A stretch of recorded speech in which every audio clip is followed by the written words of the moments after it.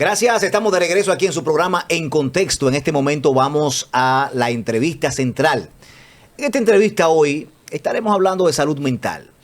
Estaremos conversando con un psicólogo clínico especialista en adicciones.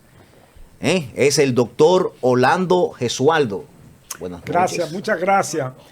Yo tengo una clínica de salud mental y tengo más de 30 años dando docencia a nivel universitario de salud mental, y toda mi vida le he pasado en el tema de la salud mental. Así desde la fundación del Colegio Dominicano de Psicólogos hasta ya tener un establecimiento donde tengo intervención directa en salud mental. Y es tan amplio, como te he dicho, ¿verdad, Fabricio y los demás que están aquí, cuán abarcante es el problema de la salud mental. Y hay muchos temas que lo vamos a abordar, pero nos vamos a concentrar en uno de manera inicial y luego entonces pasamos, que es respecto a el régimen carcelario para infractores penales con problemas mentales. O sea, entonces me gustaría saber qué cantidad de estimados, si existe, de personas que están en las cárceles con problemas de salud mental y cuáles son esas condiciones. Mira, más hay comunes. una situación bastante grave. Yo lo he venido denunciando a la gente que maneja el asunto carcelario y han hecho algunos pequeños intentos, pero es como dentro de la misma cárcel poner a alguien que atienda a nivel, y no es así. Hay que hacer un estudio grande de ver cuántas personas están en la cárcel con problemas mentales. Hay muchos que son evidentes. Hay otros que salen a la calle o están sueltos porque tienen buenos abogados, le pagan, hay recursos y pueden salir. Pero el que no tiene un buen abogado, que no ha hecho un trabajo, se queda preso, y tiene una persona con problemas de salud mental, y ustedes lo están viendo en las noticias cada día. Mira lo que pasa. En los países, en Estados Unidos, y si tú ves en Europa, en la mayoría de los países europeos, tienen lo que se llama hospital cárcel. Lo mismo sucede en Estados Unidos. También le llaman hospital forense. Un hospital forense es un hospital donde se atienden personas que han cometido delitos graves. Y allí tienen todo un personal con psiquiatra, le ponen su medicina, y ese paciente es atendido allí, en un hospital forense. Pero también existen los sistemas judiciales de desvío. Eso es muy importante porque aquí el sistema judicial está un poco arcaico en ese sentido. Ahí se llaman sistemas judiciales de desvío. ¿Qué significa eso? Significa que una persona que comete un delito menor, pero que se demuestra que es enfermo mental, lo llevan a ese asunto judicial que de desvío, y lo que le dan es una condena de un tratamiento intensivo en una enfermedad. Lo ponen en un hospital, le dan un tratamiento intensivo y le dan una supervisión de que lleve el tratamiento y todo eso. Esa persona no va a una cárcel común, sino que lo llevan a un tribunal de desvío. Por ejemplo, está en Los Ángeles, hay uno, está en Nueva York, en New Jersey, en Texas, y los estados grandes tienen esos sistemas de desvío, y los hospitales forenses. Yo he estado aquí motivando eso, de que dentro de las cárceles se tome un pabellón y se haga un hospital forense. ¿Qué significa? Ahí van a ver terapeutas, psiquiatras, enfermeras, y esa gente que han cometido delitos, que tienen problemas de salud mental. Entonces tú puedes tratarlo, porque es muy bueno uno que... Dime, ¿cuál es el control? Fíjate lo importante. Después que la persona lo escarcelan, como en el caso que acaban, no hay un seguimiento. ¿Hay algún programa de seguimiento? ¿Tiene que reportarse a algún lugar? Eso también hay que tenerlo en cuenta. O sea, no es que usted lo suelta, sino que tiene que tener un seguimiento con un departamento que vigila que la medicina la esté tomando, que esté asistiendo a su cita psiquiátrica, y llevan un control de esa persona. Claro, es lo que en Estados Unidos, por ejemplo, llama libertad condicionada, y esa es una condición que pone el sistema de justicia norteamericano cuando se trata de una persona que tiene comprometida su salud mental. Tú vas a estar en libertad, pero tu condición condición para seguir disfrutando de esa libertad es el seguimiento del tratamiento psiquiátrico que te estamos indicando. Mira, hay un caso que sucedió hace más de 7 o 8 años, que a mí yo digo hay que mencionarlo y lo voy a mencionar por nombre, no el apellido, César. César era un enfermo mental que yo inclusive llegué a tratarlo de manera gratuita. Y al poco tiempo, César, yo lo vi, salió y César terminó cometiendo un delito. Mató uno de su familia. Me parece que fue el papá, un hermano. Y a César lo mandaron a un hospital, a una cárcel, y está preso. Y yo no sé ni cuántos años está en la cárcel. ¿Y quién se recuerda de César que salió en el periódico y mató? Y yo me recuerdo que una semana antes de César cometer el delito, yo lo vi y traté de hablar con él.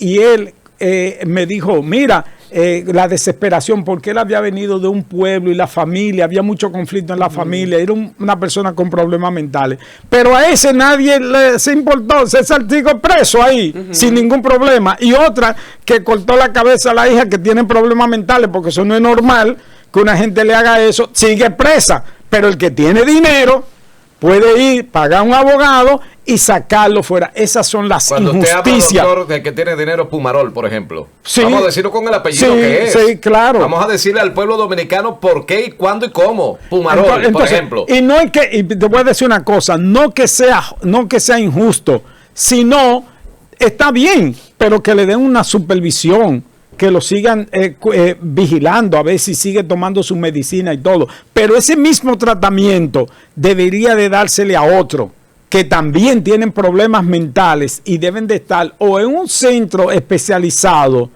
o fuera de la cárcel con un seguimiento. Yo no estoy de acuerdo de que sí, la persona hay que llevarlo a un centro especializado, no tenerlo con los presos comunes. Ahora mismo se hace un estudio y ustedes van a encontrar la cantidad de personas, cientos de personas que están presos con problemas mentales graves, que hacen cosas, por ejemplo, que hacen cosas fuera de lo normal. Entonces, eso hay que investigarlo y empezar a decir, bueno, hay que ponerle, como dicen, el cascabel al gato. O sea, hay que ponerse en eso. Entonces, ¿qué sucede? Aquí no existen los hospitales forenses, ni tampoco los tribunales de desvío. Un muchacho que hace una cosa rara, muy extraña, y se determina que tiene problemas mentales, hay que llevarlo a un hospital psiquiátrico, no a una cárcel. Inmediatamente decirle al juez, no, mira, ese llévenlo al hospital, porque ese muchacho no está bien mentalmente. Doctor, bueno, antes de la pregunta, quiero compartir las estadísticas que presenta el procurador Jonathan Baró en un artículo que se titula Penas para quienes no entienden la pena. La tragedia de los inimputables en prisión. Él aquí presenta un cuadro estadístico que no lo voy a leer en detalles, pero sí los resultados. Dice, en los centros correccionales, 198 personas inimputables, o sea, personas con problemas mentales. Bueno, ahí vemos el cuadro. Hay 103 condenados y 85 preventivos. Y en los centros de privación de libertad hay 65 personas inimputables, 29 condenados y 36 preventivos. O sea, hay un total de 270 y algo, 80 personas inimputables. O sea, en nuestros centros donde guardan prisión las personas condenadas o en prisión preventiva. Mi pregunta es la siguiente, doctor. ¿Cuáles son las enfermedades mentales que dentro de la cual se puede contextualizar un hecho de sangre, ya sea muertes o heridas? O por ejemplo, mira, muchos de los problemas, y que esto va a ser algo, ¿verdad? Increíble lo que voy a decir. Por ejemplo, hay muchas personas que han cometido delitos hacia la pareja y delitos son problemas que tienen trastornos mentales. Por ejemplo, hay un trastorno mental que si uno no lo atiende se va complicando, que desarrolla una celotipia, que es una persona que desarrolla un problema mental de pensar que la mujer lo está engañando. Yo he tenido pacientes que hemos tenido que internarlo y han desarrollado trastornos psicóticos, esquizofrénica. Y esos pacientes desarrollan esa celotipia y empiezan y hacen cosas. Mire, yo he visto cosas que ustedes no se imaginan. Cogen y tienen el celular y controlan la llamada a la hora que la persona ya usó el teléfono, la esposa, y a la hora que la pareja que él cree que ella tiene también lo usó, y va llevando un registro. Yo vi un paciente que tenía un cuaderno los registros con todas las horas anotado a tal hora, tal día, tal fecha, tal hora, tal día, tal fecha, tal hora. Entonces ya va creando en su mente esa idea que no es real y que a veces puede coincidir, porque puede coincidir la hora que tú estés hablando y la que esté hablando la otra persona. Pero eso no tiene que ser que estén hablando directamente. ¿Me están entendiendo? Claro. Entonces, eso le va creando en su mente todo un problema y el individuo agarra y mata a la mujer. Ese individuo no está bien mentalmente. Es una persona que tiene un trastorno mental, una esquizofrenia. ¿Y lo ha visto a la inversa también, mujeres versus hombres? Sí, mujeres también igualito, que hacen lo mismo, que se ponen con una celotipia fuera de lo normal. Y tú no has visto, porque aquí no se habla mucho de los casos que mujeres apuñalan y matan hombres de esa forma. Entonces, ¿qué quiere decir? Mira, hay mujeres que se ponen de una forma tan celotípica que yo he dicho cosas aquí que va a parecer un chiste o me dice una paciente, mira, desde que mi esposo llega a la casa, yo trato de olerle los pies. Digo, ¿cómo? ¿Y por qué tú quieres hacer eso? Dice, sí, y yo busco de alguna forma. Digo, ¿y por qué tú quieres hacer eso? A ver si se bañó en alguna cabaña. Entonces dice, porque si le huele a floral, ¿de dónde sacó ese olor? Eso nada más se ve en tal sitio, en los lugares. Oye, que tiene esa mujer en su cabeza. Gracias. Oye, que a ver si tiene un olor en los pies de tal cosa, porque seguro andaba descalzo en tal lugar, que si yo qué, y empieza a formar ideas extrañas en su mente. Me llega a la mente. Son ideas extrañas en su mente. Y ya esa mujer se pone que es un lío, se arma un problema grandísimo. Entonces vemos que hay que evaluar profundamente tanta persona que cometen delitos, cometen crímenes. ¿Tú crees que es normal una persona que coge y mata a una persona y después mata a niños y mata una serie? Eso no puede ser normal. Ahí hay un trastorno grave mental en esa persona. Esa persona debería estar recibiendo tratamiento psiquiátrico, psicológico. Atención, caballeros, si su esposa o su novia le huele los pies, ojos con eso. Algo está pasando. Doctor, ¿qué puede pasar? Hablamos de salud mental. Ahora, ¿qué es la salud mental? O sea, ¿qué trastorno puede tener una persona que tenga algún inconveniente con la salud mental? Porque tal vez falta de sueño, que no duerme, o sea, que quiero saber más o menos. ¿Cómo lleva una persona a perder la salud mental? Mira, la salud mental, por ejemplo, la persona, hoy yo decía que uno de los problemas principales es la ansiedad y el estrés que la gente se crea. A veces esta ambición desmedida de querer tantas cosas, la gente deja de dormir, la falta de sueño, una alimentación, como digo, inadecuada, y la persona se va descuidando y el estrés lo va llevando a ese nivel. Pero ¿qué sucede? Hay una frontera cuando el problema es grave y no es grave, y esto es muy importante. Sí. La frontera, cuando la persona empieza a tener una distorsión a nivel de su sentido, el problema es grave. Explique eso, doctor. ¿Qué significa una distorsión? Cuando la persona empieza a escuchar frases, por ejemplo, a interpretarla de manera distorsionada. ¿Cómo así? Por ejemplo, usted dice algo y ya lo interpreta que para él. Empieza a tener audición, empieza a escuchar cosas que no le están diciendo. Puede tener ilusiones o alucinaciones o delusiones que pueden ser. ¿Qué significa esto? Que la persona puede sentir, ver, escuchar cosas que no son reales, y no es que se hacen que no, es que para ellos es verdad eso. Lo que están viendo es verdad, aunque no sea real. Lo que están escuchando es verdad. Y hasta sienten el toque de cosas que no son reales. Entonces, cuando cruza esa frontera, es que el problema se ha hecho muy grave. Mientras el problema no hay una distorsión en los sentidos a nivel que pasa de una ilusión, una alucinación o una delusión. ¿Cuál es la diferencia entre algo? Que en una alucinación no hay un objeto de base. La persona puede ver algo, pero en una ilusión la persona sí puede tener un objeto de base que distorsiona, puede distorsionar muchas cosas. Entonces, cuando la persona empieza a ver cosas donde no hay, un abrazo lo interpreta de otra forma, un saludo empieza a interpretarlo de tal forma, ya las cosas van cambiando, van teniendo el problema, se está poniendo grave. Y fíjense lo siguiente, hay una serie de temas aquí, por ejemplo, yo decía, aquí hay que evaluar, por ejemplo, dentro de los temas que hablé, los camioneros. Mira, como un camionero lo mataron, un grupo de motoristas. ¿Por qué lo matan? Porque ellos ya empezaron a formar grupos de defensa.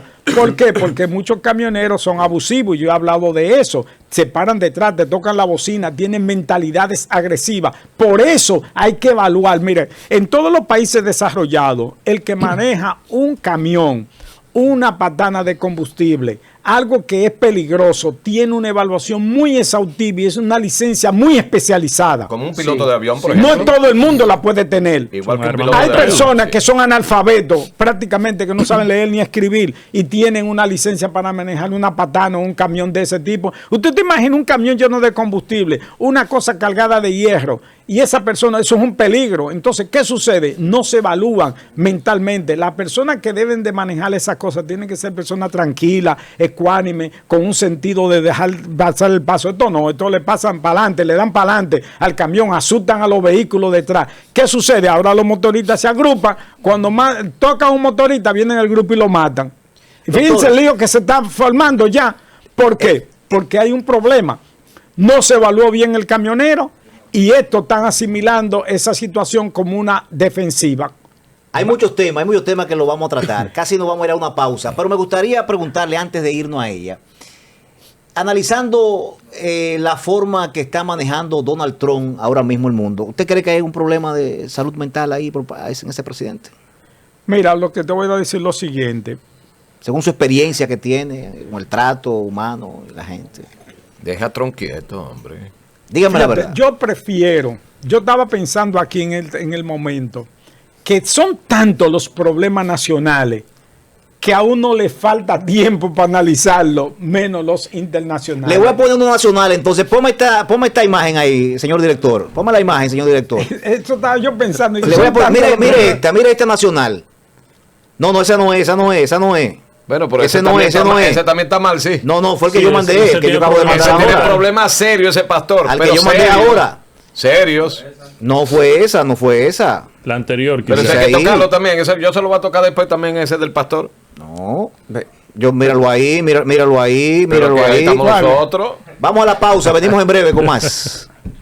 Estamos de regreso en su programa En Contexto. Antes de ir a la pausa, había una imagen de un pronunciamiento de un pastor muy querido y popular aquí en el país. Entonces vamos a ver si el señor director nos pone esto. Él se refiere al conflicto existente actualmente entre Israel, Estados Unidos, Irán, y él dice que para evitar muchos muertos hay que matar a un grupito, según dice el pastor Ezequiel Molina. Un grupito, Irán tiene más de 90 millones de habitantes. Entonces, ¿usted cree que hay algún problema mental aquí o de salud mental o no? Fíjate, yo veo esa parte más que un problema de salud mental como un asunto de debate religioso. Y yo se lo decía. ¿Sabe que el pastor Molina es de la tendencia protestante? Y él defiende, y el grupo de los católicos. O sea, ahí hay dos grupos religiosos. La iglesia protestante es una iglesia que se desprende del catolicismo con Martín Lutero, que funda la iglesia protestante. Entonces de ahí se deriva ese grupo. Siempre ha habido ese problema entre católico y protestante. Cuando él dice esto, él está aludiendo en una defensa al Papa, que tiene una tendencia según izquierdista y que está defendiendo más a la gente de izquierda, más a la gente de derecha. Entonces ese es el problema que hay. Es un problema de asunto de izquierda, de derecha. Y él pero hay personas con salud mental en las iglesias, pastores, curas. Pero esa doctora que decapitó a la niña era una religiosa. De hecho, en la noche anterior de ese hecho de sangre tan lamentable, ella estaba en un culto religioso. El pastor la había escuchado hablar, y lo que hizo el pastor con la gente fue ponerse a rezar. O sea, para que tú veas el nivel de ignorancia y de locura, porque es una locura. Si usted ve una persona con una crisis de ese tipo, que ella le dice que está viendo a sus hijos al demonio, y se pone a rezar. Sí, mira, hay personas que pueden tener problemas de salud mental y estar ligado a la religión. Eso es posible. Por ejemplo, hay casos más famosos que yo se lo puedo decir. El caso de David Koresh, no sé si ustedes recuerdan, en Huasco, Texas, que mató a muchísimas personas y se autosuicidó. Era un problema religioso con temas de salud mental. También el otro religioso donde hizo que se envenenara un grupo de todos los feligreses. Entonces la gente tiene que tener mucho cuidado con ese tipo de dominio de la mente del individuo. Si usted ve que alguien le está sugiriendo algo que no es correcto, ya usted debe darse cuenta que ese individuo no está bien.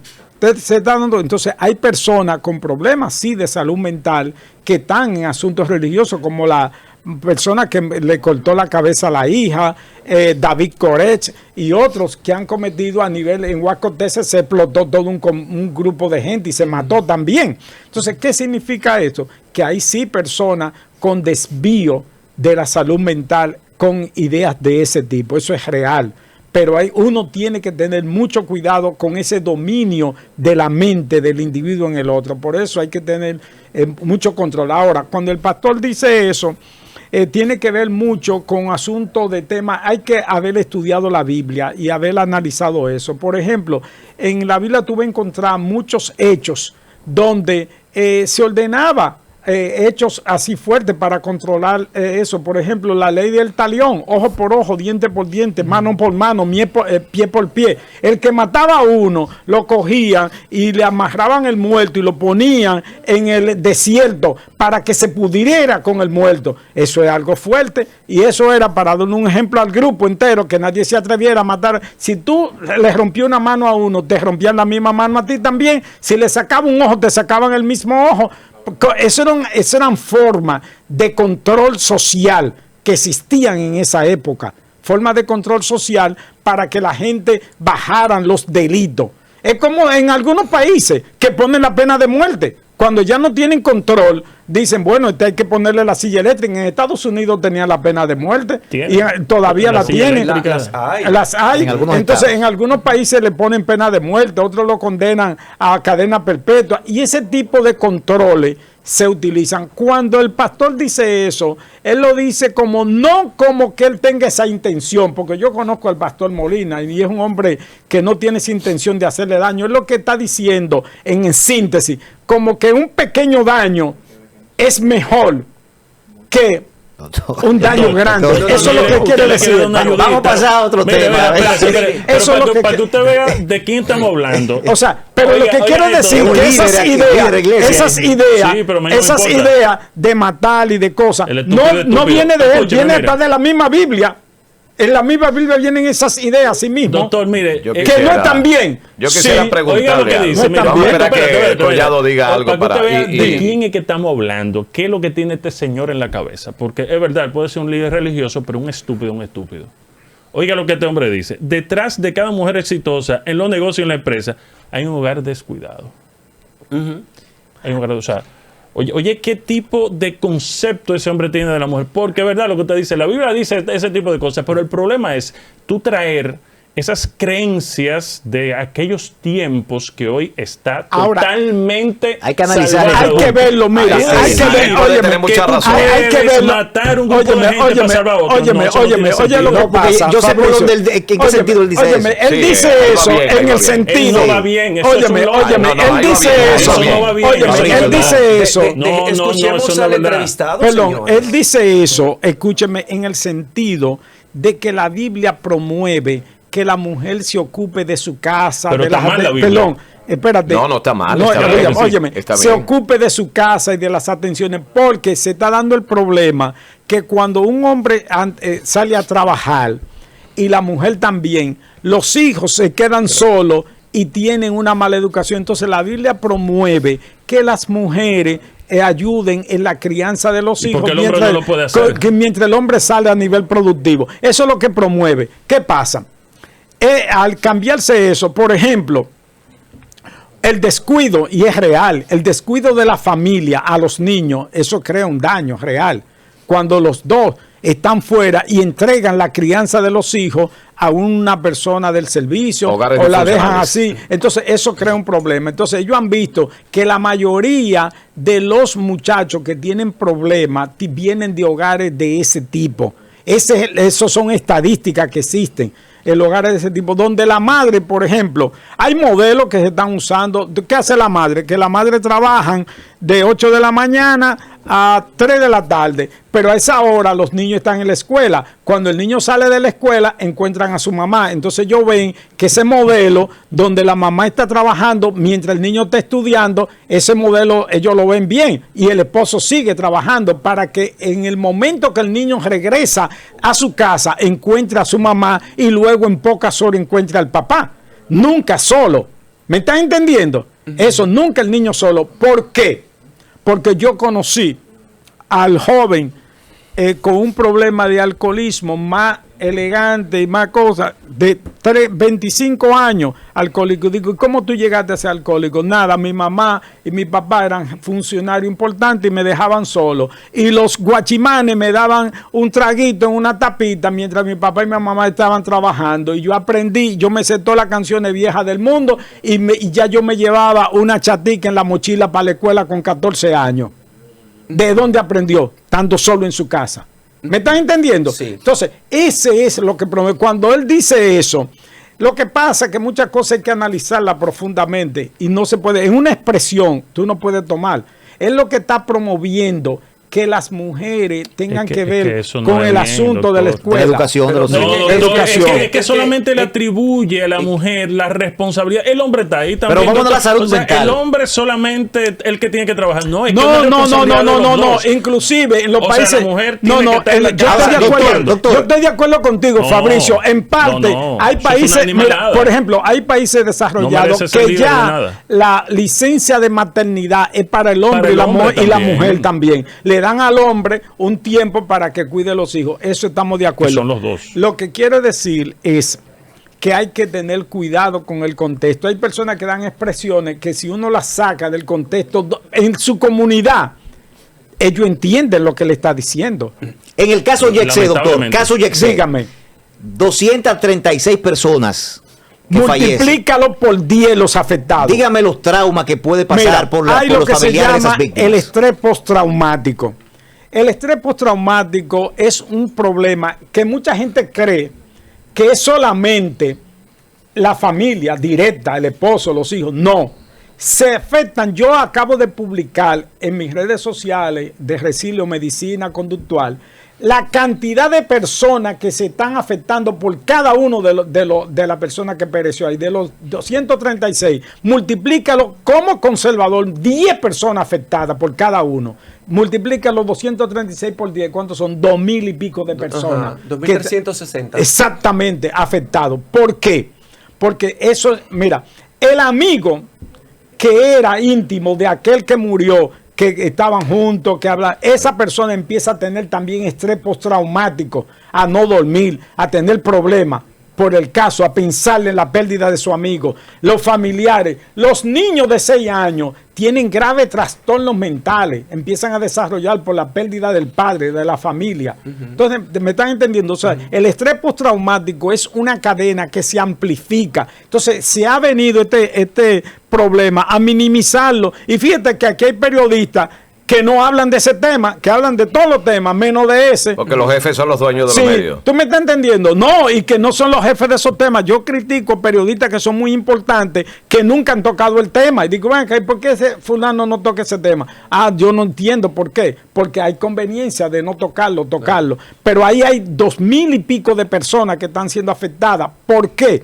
De manera indirecta. Y yo acabo de publicar una serie de 10 artículos en serie de cómo el estrés postraumático afecta a la persona, que no es solamente a los que lo sufren, sino a los familiares, los amigos, todo un grupo de gente son afectados. Y eso lo estoy diciendo no en base al personal, sino en base al DSM-5, el diagnóstico de las enfermedades mentales aprobado a nivel internacional por más de 300 psicólogos y psiquiatras. No soy yo que lo estoy diciendo, en base a un documento oficial internacional de la gente que se afecta por el problema del estrés. ¿Y el dueño del Yexé puede haber sido afectado esta situación tiene que estar afectado, ¿verdad? Y la esposa, porque tiene, a menos que tenga algún tipo de problema psicopático, pero tiene que estar afectado. El único que no tiene remordimiento es el que tiene un trastorno mental que llama psicopatía. La psicopatía, la persona no despierta ansiedad. Tú tienes que trastornarlo, crearle ansiedad para que sea normal. Porque el psicópata puede ir al entierro del muerto y él mismo haberlo matado y le da lo mismo. Ese es otro problema. Y eso, creo yo que ni él ni la hermana son psicópatas para no sentir. Ellos están afectados, pero la justicia que va a tomar si ellos tienen culpabilidad o no, ¿verdad? En eso. Y creemos que lo tienen, ¿verdad? Porque se ha demostrado que ahí había una sobrecarga y que mucha gente murió por descuido, realmente un descuido de ese asunto. Pero lo que yo quiero decir es que hay 2,000 y pico de personas afectadas ahí con graves trastornos que van para toda la vida. Eso no es de que para un poco tiempo, eso para toda la vida esas personas están afectadas. Eso es un problema grave, gravísimo. Doctor, en el expediente que sometió el Ministerio Público en el caso del Jet Set, hay muchísimas notas de audio grabadas como parte de del expediente, donde la señora Maribel Espaillat aparece lanzando improperios a la gente que está hablando del tema del Jet Set. Y en ningún momento se le escucha remordimiento ni aflicción por esa tragedia que pasó, en la que ella pudo haber muerto inclusive. Entonces creo que sería importante analizar un poco el comportamiento y la mentalidad que puede estar pasando por la mente de ellos. Veo, por ejemplo, a don Antonio Espaillat, que siempre está muy circunspecto, muy callado en las audiencias, aunque en la última audiencia lo vi sonreír. Y eso generó muchísimas críticas. Sí, mira, tú ser responsable de la muerte de 236 personas y de 2,000 y pico de personas de tu país, mire, usted tiene que estar muy afectado. Y si no lo está, ahí hay un problema serio de salud mental. Porque no es posible que usted sepa que todas esas personas murieron por descuido de usted mismo, de que usted no hizo lo que tenía que hacer. Entonces, eso es importante. Ahí hay un problema serio, muy serio. Y yo me imagino, digo, cualquiera de nosotros, por un hecho a nivel mental, que tú te sientes mal y tú no duermes y tú te sientes angustiado por un hecho quizá pequeño, porque tú le faltaste a alguien, le hablaste mal a alguien, simplemente por eso ya tú te ves afectado. Imagínate cuando tú haces que alguien muera por un descuido tuyo. Eso es muy grave, eso es muy grave a nivel de salud mental. Yo pienso que no dormiría. La gente que mataron a Jesucristo, dice en la Biblia, que nunca durmieron, ninguno. Nunca durmieron, ni Pilato ni ninguno durmieron.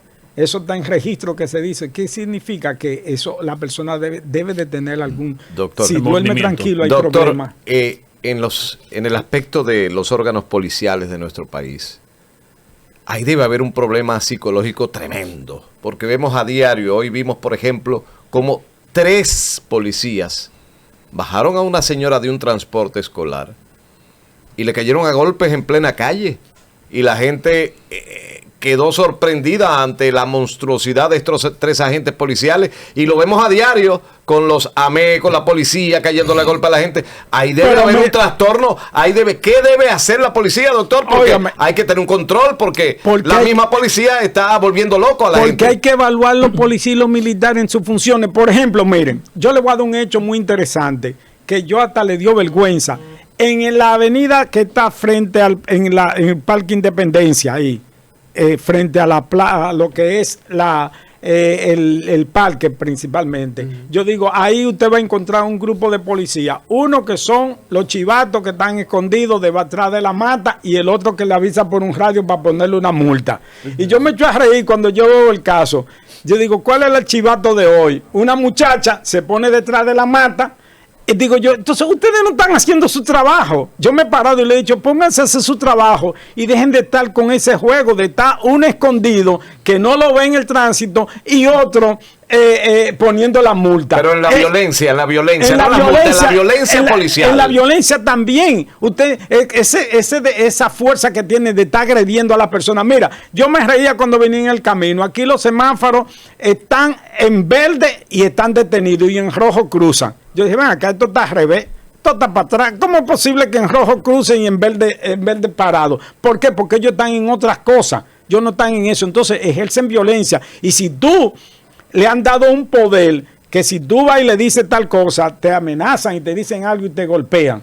Eso es un problema serio porque son gente que no tenían esa capacidad de poder y al tú darle el poder a esa gente se sienten, ya tú sabes, fuera de lo normal. Entonces por eso hay que evaluar bien y entrenar bien claro a la persona que ocupan, que se le da un arma de fuego. Mira, yo hice un estudio. No hay que hacerle un estudio psicológico a la policía. Sí, hay que hacerle un estudio de arma de fuego. Yo hice un estudio de 100 personas, una vez salió inclusive en el Listín Diario esa publicación, de más de 100 personas que iban a renovar el arma de fuego y 38 tenían problemas mentales. 38 de 100. Eso es grave. Claro. Y yo lo clasifiqué por arma, pistola calibre 12, qué sé yo qué, y todo eso. Entonces, ¿cómo tú le das una pistola a un individuo que tiene problemas mentales? Esa gente que tú le vas a dar un arma de fuego, que tú lo vas a poner como una autoridad, debe ser una persona que tenga óptima salud mental para manejar situaciones de crisis, que sepa manejar personas que se alteran. Una persona alterada, que ellos sepan cómo responder, que ellos no bajen el nivel cuando ven que la persona está alterada y no les respondan a la misma dimensión de la persona. Tienen que aprender eso y educarlo para eso, a manejar conflictos. Tienen que ser personas que sepan manejar conflictos, que estén equilibradas emocionalmente, para que si tienen que utilizar, lo utilicen, pero cuando ya ven que el protocolo se cumplió. No de que agarró una infeliz muchacha, como yo vi uno que cogió a la muchacha por los cabellos y lo estrujó y la tiró. ¿Cómo usted hace eso con una muchacha infeliz que no tiene capacidad para defenderse? Que lo que tiene como 18, 19 años. Está preso ese coronel. ¿Usted me entiende? Entonces, ¿cómo usted puede hacer? Y así lo hacen a cada rato y lo amenazan. Ustedes me están entendiendo. Entonces, eso hay que evaluarlo. Y los policías de AME, yo lo estoy diciendo claro, que dejen de estar escondiéndose detrás de los postes de luz para estar y que poniéndole. Eso es una vergüenza. Ponen uno, se esconde debajo de una mata esperando y no, en vez de controlar el tránsito. Doctor, ya vemos que el problema de la salud mental es complejo y generalizado en nuestro país. ¿Existe algún plan por parte del Estado? ¿Qué podría hacer el Estado para contrarrestar, para eliminar o disminuir los problemas de salud mental? Pregunta súper interesante, muy interesante. Mira, yo he venido denunciando y una vez se hizo viral que República Dominicana es un manicomio abierto. ¿Cómo? Que todos los enfermos mentales están sueltos en la calle como desambulando. Y yo lo veo en cada esquina, un enfermo mental en la calle, otro allí tirado. Y es una cosa increíble. Y he denunciado esto muchas veces y no se hace caso. Yo le he dicho, señores, si tienen un 911, especialicen una unidad 911 para enfermos mentales. Usted sabe lo que es una muchacha de 30 años, desnuda totalmente, caminando por la ciudad colonial. Y eso todo a cada rato pasa y nadie dice nada. Esa persona debió de venir una unidad de salud mental, tomar a esa muchacha y cogerla y llevarla y darle un tratamiento. Ahí yo se lo puedo decir por calle, donde están, y nadie responde ni hace nada. En la avenida Bolívar, la esquina Máximo Gómez, ahí hay un pobre muchacho de unos 25 años que pidiendo un enfermo mental, y entonces, en la misma avenida Bolívar, antes de llegar al alma mater, ahí hay otro joven de menos de 30 años, quieren que se lo siga diciendo uno por uno, ¿Y que están en la calle. ¿Qué tendría el Estado a sus manos para ¿Qué hace ese paciente? Que hay que buscarle una unidad como si fuera el 911, llevarlo a un hospital y darlo. Y la buena noticia, porque entre todo lo malo hay una buena noticia. La buena noticia es que el trastorno mental es solucionable y se hace funcional. Hoy la medicina está tan avanzada que cualquier paciente, cuando yo voy a ese muchacho, yo digo, mira, si me lo dejan, yo lo sano realmente, lo llevo al centro, lo interno, le pongo un tratamiento y ese muchacho en un mes está funcional, está en la calle funcional. Lo que pasa es que no se tiene que tratar. Entonces, ¿qué es lo que yo planteo? Lo que tiene que plantear es que cada provincia haga un diagnóstico de sus problemas de salud mental y en cada provincia, y luego se haga una reunión a nivel nacional y se empiecen a poner, por ejemplo, en los pueblos que se necesitan centros psiquiátricos, ponerlo. Eso es lo más fácil. Un centro psiquiátrico no lleva tanta inversión. Una unidad, díganme ustedes, ¿qué complejidad tiene tener una unidad del 911 dedicada a salud mental? No existe. No existe. Un muchacho que tenía problemas de salud mental, ¿sabes lo que tuvo que ir? Yo lo tuve interno en la clínica, tuvo que ir la policía, los bomberos. Oigan esto, los bomberos, la policía, el 911. Un equipo de gente cerrar la calle entera porque el muchacho estaba trincherado ahí en la casa con un problema. Y lo lograron rescatar, lo llevaron a un hospital y luego me lo llevaron a la clínica y ya el muchacho está tranquilo en su casa, se restableció porque esa familia pudo pagarle un tratamiento y ponerle todo lo que necesitaba. Se restablecen. La salud mental, hoy hay mucha tecnología, hay los medicamentos de depósito. Ustedes sabían eso. Ahora tú le pones una inyección a un paciente y puede tener la estabilidad de 1 mes, 2 meses y 3 meses y no necesita tomar nada con una sola inyección que se le ponga. ¿Y qué inyección es esa? Oh, sí, y lo que pasa es que cuestan dinero. Por ejemplo, hay una serie ahora, se llama medicina de depósito para los pacientes esquizofrénicos, que usted le pone una sola inyección y tiene estabilidad de 1 mes. Hay una que dura 3 meses y otra que dura 6 meses. Hay pacientes que con 2 inyecciones al año se mantienen estables totalmente. No habrá una inyección para los políticos. Gracias, doctor, por estar con nosotros. ¿Algún número de contacto? Óyeme, entonces, doctor, algún contacto, si alguien puede 809-381. Dígalo de nuevo. Al paso. A la cámara, doctor. Sí, 809-381-3899 es el teléfono de la clínica Resilio Medicina Conductual. Y mi celular, el 829-990-7309. Pero señores, la salud mental no es un problema que no se pueda solucionar. Doctor, esta es la primera de muchas visitas que usted nos va a hacer, porque este país tiene muchos problemas de salud mental. Su Mundo TV.